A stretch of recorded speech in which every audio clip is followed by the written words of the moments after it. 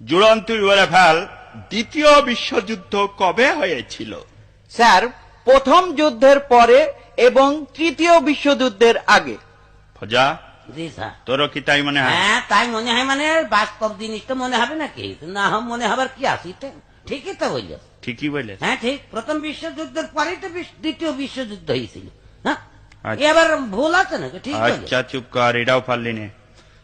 শামসুল বানান কর, তুই আঁকলি সামনের চুল পিছনের চুল শামসুল। মানে এই আর। ঠিকই আছে। হ্যাঁ, ওরা যা বল সব ঠিক। একটা বে ঠিক আমি পাইনি পর্যন্ত। তুই বল, নলেজ মানে কি? নলেজ, হুম, নলেজ মানে যার লেজ নেই স্যার।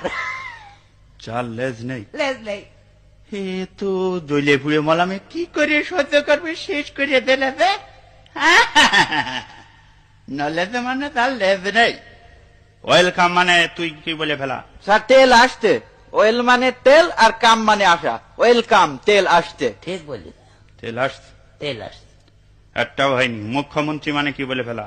মুখ্যমন্ত্রী, হ্যাঁ, মুখ্যমন্ত্রী মানে যে মন্ত্রী কিছু জানে না, অশিক্ষিত, সেই হচ্ছে মুখ্যমন্ত্রী। মানে মানে আবার কি? আপনি তো সেদিন বললেন যে তোরা পড়াশোনা করিস নি, তোর তো মুখ্যই থাকবে। তাই মুখ্য মানে যদি পড়াশোনা না জানা হয়, অশিক্ষিত হয়, তাহলে মুখ্যমন্ত্রী